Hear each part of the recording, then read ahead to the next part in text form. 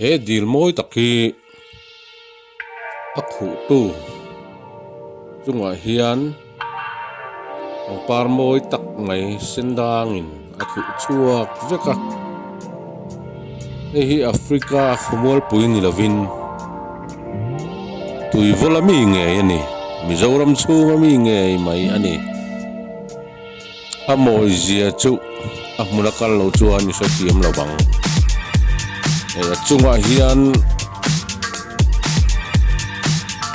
nim na ran nung ang deu ina bom khat vek maya arong chi sang a oma hian amo em mai ni an zom veka apar dan hi anala tui chunga hian a then chu a khat deuin an oma tuite alang ve a zung hi a thu kang ren khop maya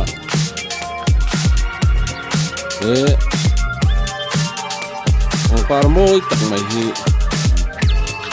tia en ring up a hian a hmuna hian a moi zo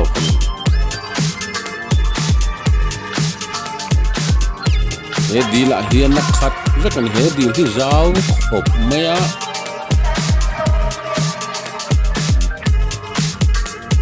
long leng te po om nual bokan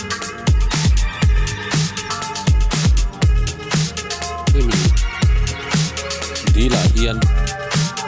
rule fake nei te po om man tia a se kaol vak lawa zaken kian le chu langa yan e a khu tu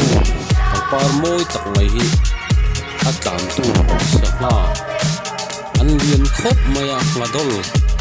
ngatun te po noma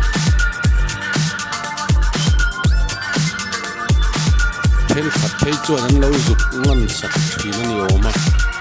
te hi sanga cho phatak mai an nia e sanga cho ang deu a pang par moi tak om hi a chi nan ni lawa ama aron om ve top siam tu put chua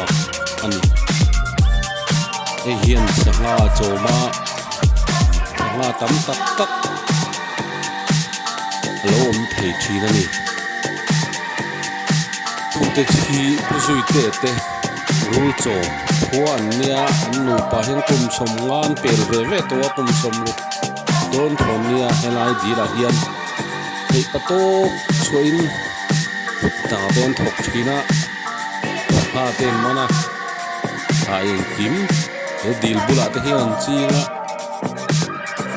en lo tin thei khop mai helai mun hi anuam khop mai iron pan ve thin donia iron kal ve thin donia